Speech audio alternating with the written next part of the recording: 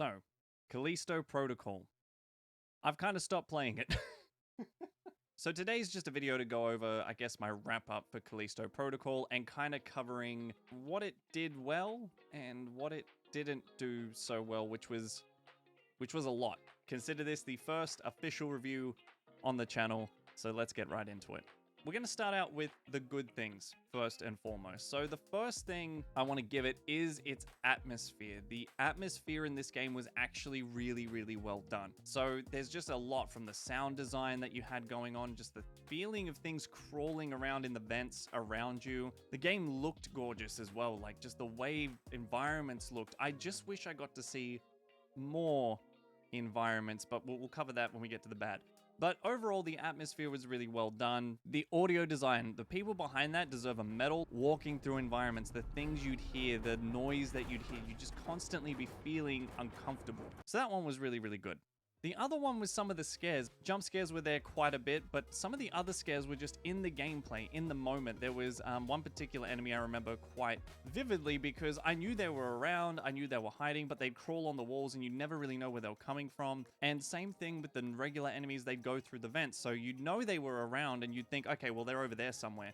And then they burst out of a vent and you'd just be taken so off guard. Some of the chest ones as well, where you think you're safe, you're gonna loot a chest, and then all of a sudden something jumps out at you. Again, good in the beginning. There's some problems that creep in towards the back end of the game, but I'll be getting to that. Unfortunately, like, those are the main things I can really lean into to say, like, this is what the game did well. We're gonna move on now to the not so good, the bad. The story in Callisto Protocol is horrendously predictable. If you do happen to want to check out one of the two videos I put up, in the very first video, I think it's within 5 minutes, I'd guessed the entire story, and I was basically correct. Spoiler warning, if you really do care, is essentially weird alien thing is found, they do experiments for the evolution of the human race, that doesn't go so well. The situation happens. That's the whole story. That's the big twist of, oh, what's going on here? It's the good old corporation does corporation things. Although in this case, it's kind of some sort of space Illuminati.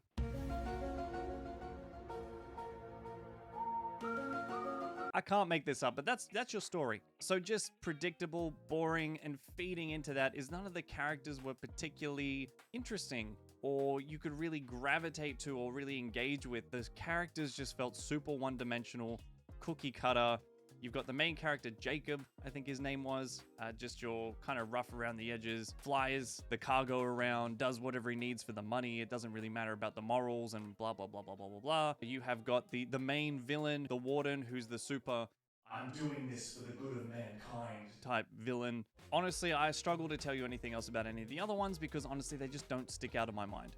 The story isn't very good and neither is the gameplay. They went with a really weird combat system, which I think could work in the right circumstances. I think it was a little bit too easy, and I think it worked really well with single encounters. So if you had like a more tight sort of horror game where you are versing one enemy at a time and it's just maybe not as easy to dodge out of the way as things, like maybe there's more going on and those encounters are super intimate and really like gritty and visceral and that sort of thing, and it's just very intense, I think it works. Unfortunately, it's like they kind of understood their combat system was just easy, like you could kind of get through most situations, so their solution was not to further enhance the combat system, it was just to throw more enemies at you, which this combat system is not built for.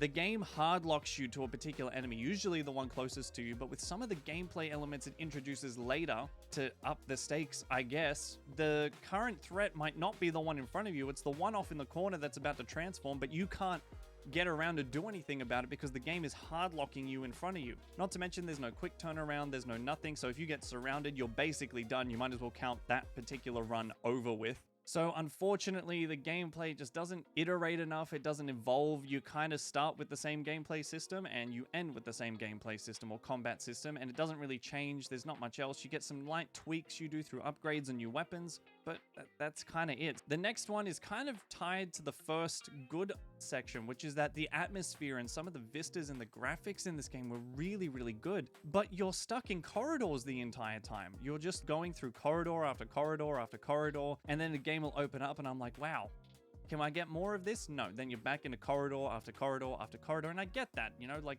naturally enclosed spaces, confined spaces, it makes you feel uncomfortable, naturally makes you feel just a little bit more wary of what's going to be around the next corner. I get that, but then the game has some really great segments where later on there's a snow area where you're walking through a field and it's an open field, but there's a blizzard coming in.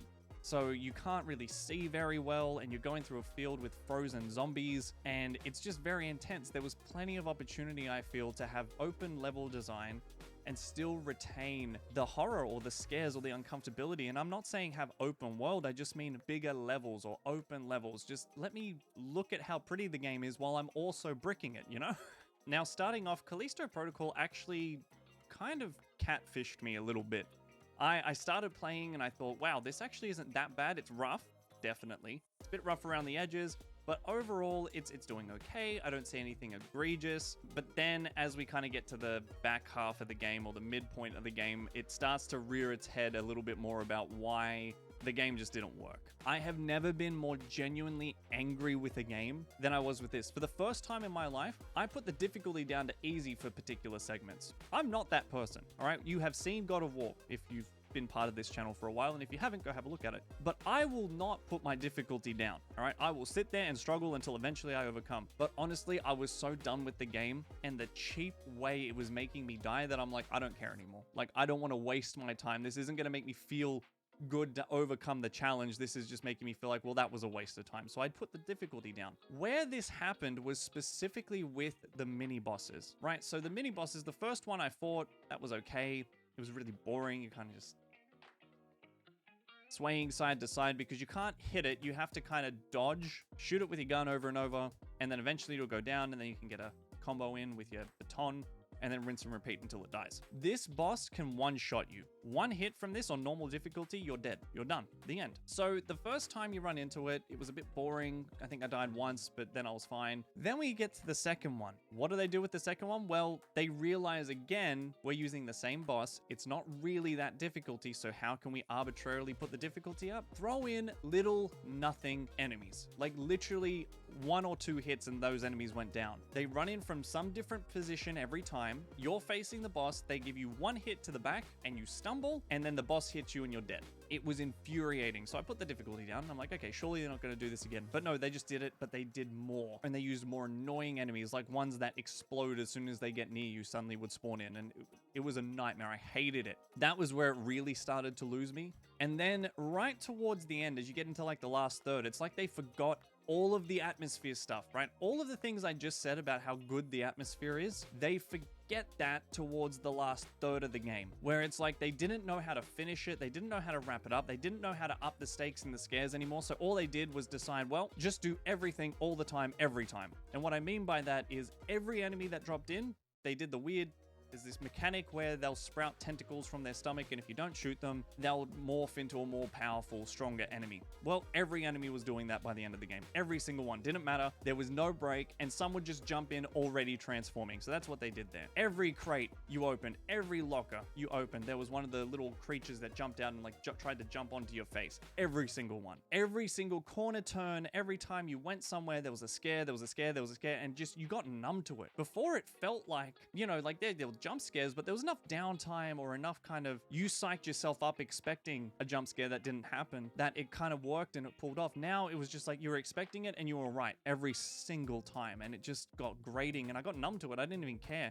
And then the final boss of the game was just all of those mini bosses and my problems with them on absolute steroids. Enemies running in from every side, and just the combat system couldn't keep up, and it was just a genuinely frustrating experience. And I honestly could not believe what happened by the end of it. It dropped the ball so hard at the end that I have no desire to ever do anything with this game ever again. As great as some of the things in this game were, I wouldn't recommend it, unfortunately. I'd recommend, I don't even know, I wouldn't even recommend watching it. So like, you've seen everything in here 100 times before. There is nothing new. And as much as I can say that, you know, if you don't have the greatest story, but you've got good gameplay, that can buoy it up. And if you don't have the greatest gameplay, but you have a super engaging story, then that can sometimes buoy it up. But unfortunately, this has neither. So there's no real point. Like, maybe you'll have some fun with the scares a little bit in the beginning, but they then even lose that at the end of the game, where they're throwing everything at you because they think more is better, and it wasn't. So I don't really know if I'm gonna have some sort of official rating system. I'm gonna go with a really boring 1 to 10. I guess we'll go with 1 to 10. Rating Callisto Protocol, I would have to say it's a 4 out of 10 in my opinion, where I would say it's not horrendously broken. It still functions as a game, although on launch day there was some problems on PC especially. It still functions. It still has some good things in there. Unfortunately, the reason I'm going to sit with a 4 out of 10 is that I just feel the negatives in this game outweigh the positives in a way where it's like, well, I couldn't even say a 5 out of 10 because that would indicate, well, what it does good and what it does bad is sort of equal. In my opinion, no. The negatives in this game, unfortunately, really do outweigh any positives that this game might have, especially because later on in the game, some of those things that were really good just fall away. And it gets worse, like I said, especially with the scares and what they did there. So that's Callisto Protocol's wrap up. I don't think I'm going to be posting any more videos on it after this. I kind of just want to forget that I wasted the 8 or 9 hours of my life on this thing and just let it be a sad memory that slowly fades away into the background. As always, leave a like if you enjoyed the video and subscribe if you're enjoying my content. But that's it for today, so bye for now.